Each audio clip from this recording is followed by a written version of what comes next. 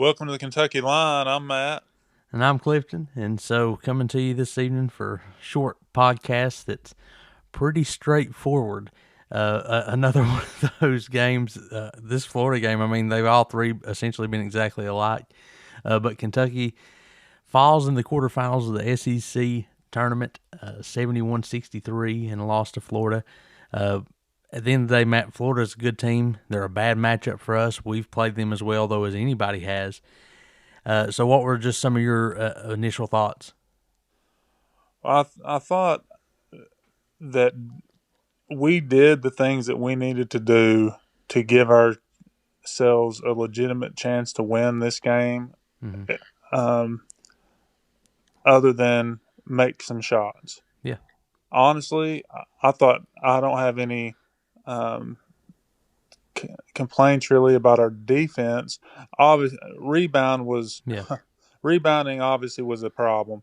And so I say everything we needed to do. We needed to rebound better, but even not rebounding great and giving them second chance points, if we make a few shots, we're right there. Mm-hmm. Um, we had shots. It wasn't like Yeah. we were uh, not getting good shots. We were missing multiple wide open shots.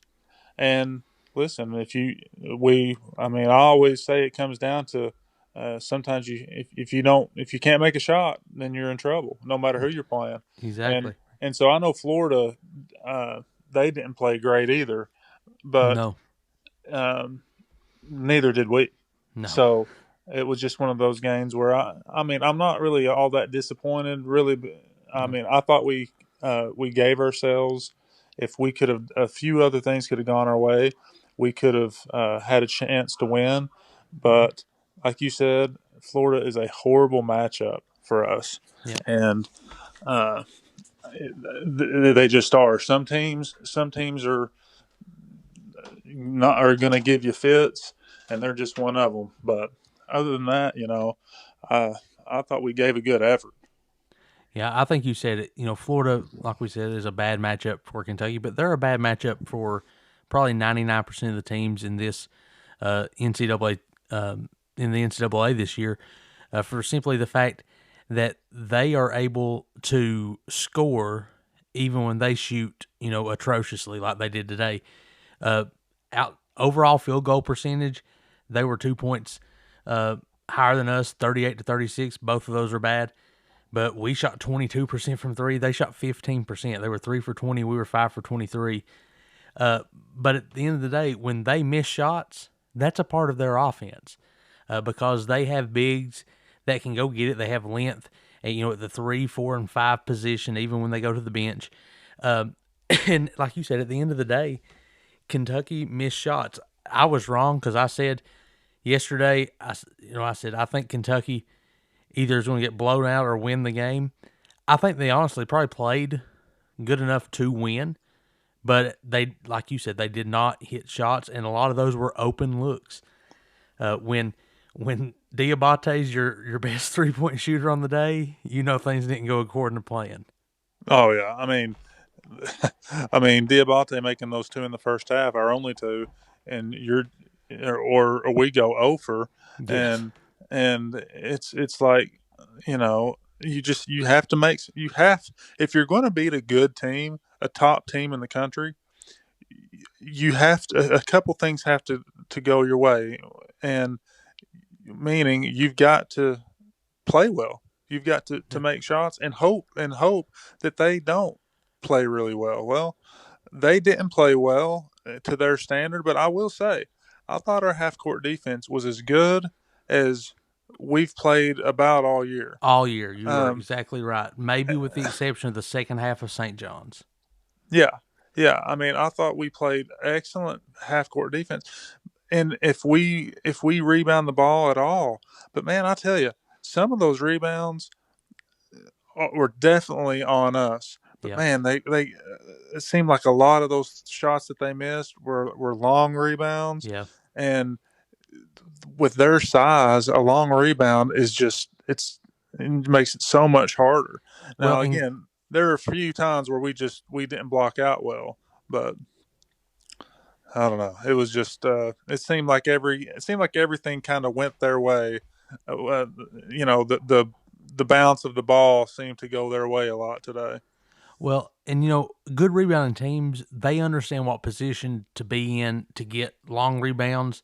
They understand exactly, they know where the ball's going to be as the shot's going up. That's something, we got to witness with Oscar Shibwe. And Chinulu gets some comparisons, rightfully so. He's not as good a rebounder probably as Shibwe, who's one of the best there's ever been.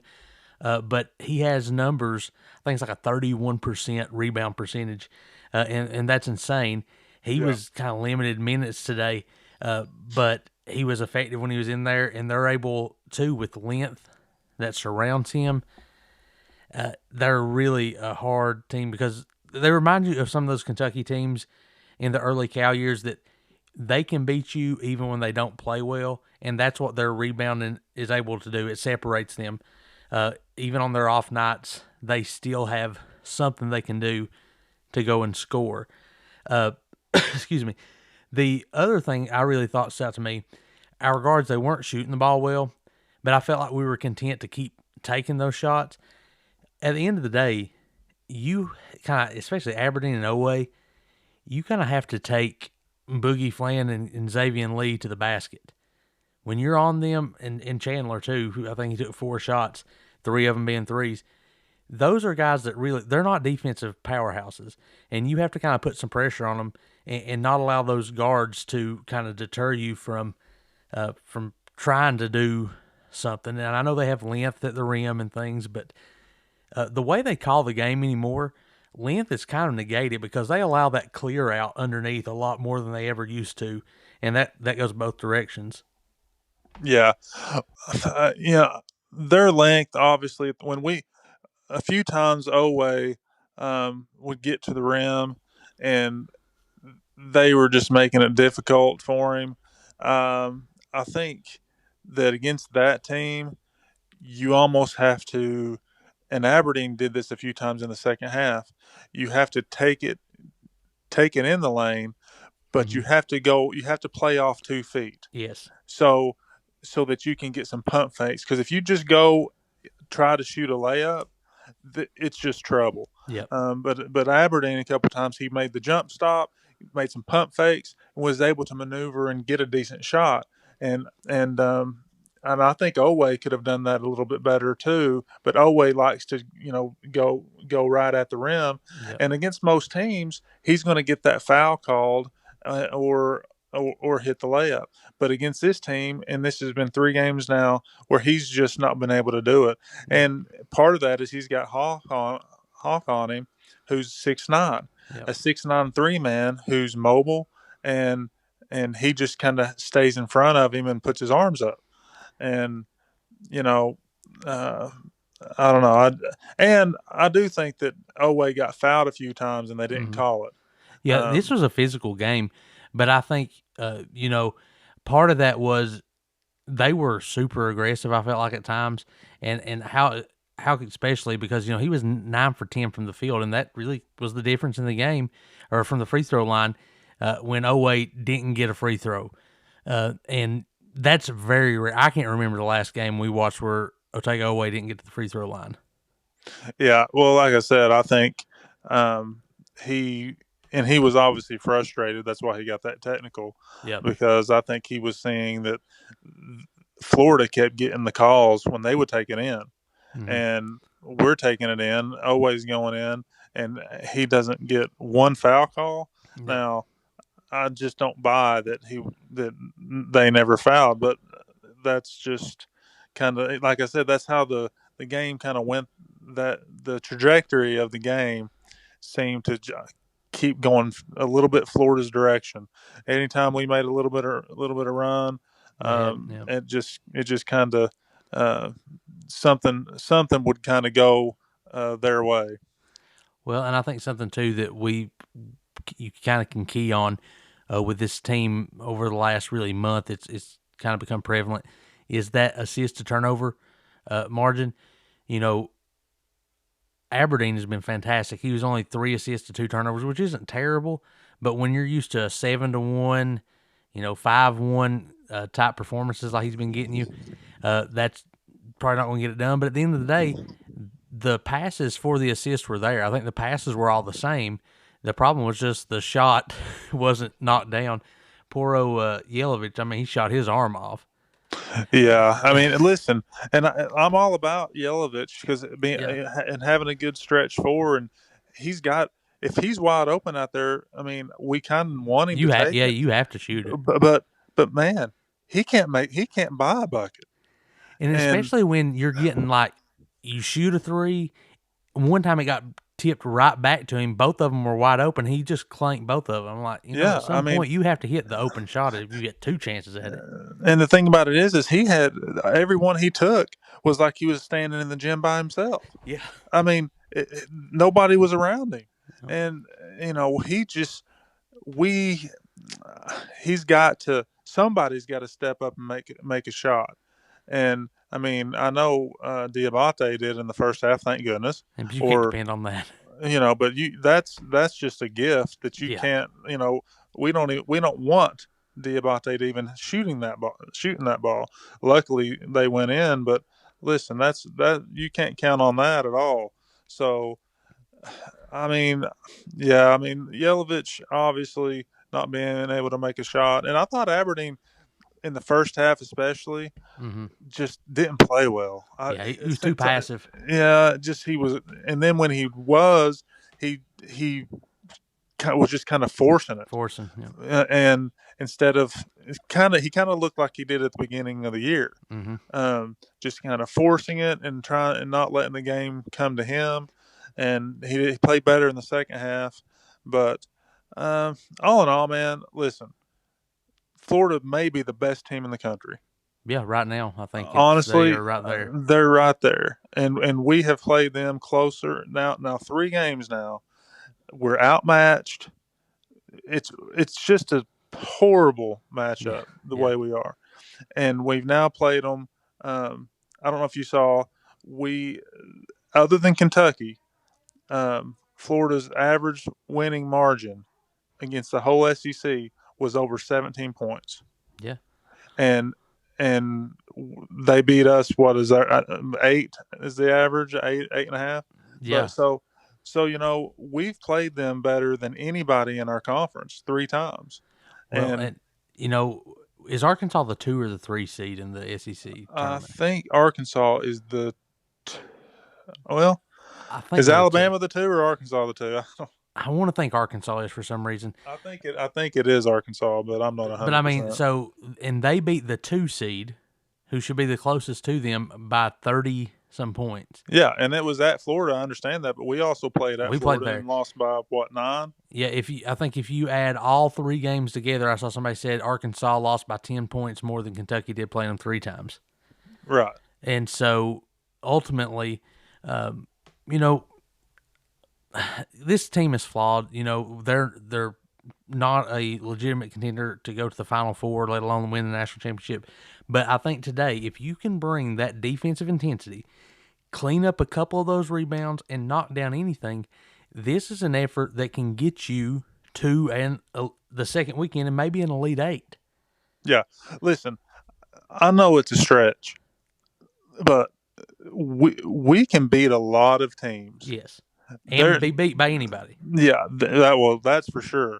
But in the tournament, I like our chances to make a little bit of a run, just because we have the potential to play really good defense, and uh, we've got good guards, and as long but we have Oway and Aberdeen have to obviously play well, or we won't win the first game. Exactly. Um, but I think this team has potential to make a run, and if we can avoid, there's a couple teams that I think you really want to avoid. Mm-hmm. Florida's obviously one, but we're not going to be in their Florida. bracket. I don't think. Um, No, I wouldn't think so. I wouldn't think so. Michigan is got ton of size as well. Yeah. Horrible matchup for us. All And the one seeds though this year are really good. Arizona is a horrible matchup. Yeah. And of course, I think all the one seeds, like you Yep. said, I think all the one seeds are really bad matchups for us. Outside of that, though, dude, I think um, on any given night we could beat somebody. Yeah. And that's why winning those first two games were so critical. Once you messed up not getting the 4 seed, but once you were in that shape and had to play on Wednesday, uh, you know, then when you win a couple, what that does is take the 8-9 spot off the table. So you're not going to see a 1 seed until the Elite Eight, and if you get to the Elite Eight, that's as good as you can hope for this team realistically. Oh yeah, listen, we and that means that the one seeds still have to play a Yes, couple of games, to get to um, you. 2 or 3 games to get to you, and who knows, somebody could knock them off. So, I mean, it's definitely huge for us to get off that 8, 9 seed. But yeah, man, I'm looking forward to seeing what happens. Yep. Well, real briefly here before we close, let's go ahead and we're talking about the bracket. It's day after tomorrow. Like I said yesterday, my favorite day of the year, Selection Sunday. And so Joe Lenardi, ESPN's bracketologist, put out his latest update at 7:12 Eastern time, so just about an hour and a half ago. Uh, Duke is the top overall seed, and they have Kentucky, oddly enough, in Duke's region in the East in Washington, D.C., playing their first two games, if they're lucky enough to win it, in St. Louis. Kentucky is the 7 seed playing Santa Clara. The first round is the 10 seed. And then Iowa State is the 2 seed we'll be matched up with, having to play in the second round if you win one. And overall, really, when you look at those other 2 seeds, you have UConn, probably the one UConn, Houston, and Michigan State. You definitely want Iowa State there, I think. Yeah, listen, I'm not scared of any. Listen, I know Iowa State can beat us. I know Santa Clara can beat us, Yeah. but I'm not scared of Iowa State at all. No. Um, so we, it'll be if we can get if that's what it ends up being. Mm-hmm. Um, I'm not. I think we take that all day. I agree 100%. And to me, just skimming over this, it's probably the best case scenario for Kentucky. I thought there may be an outside chance, depending on how it shakes out, to a 6 seed, but I think 7's probably where they're going to be at.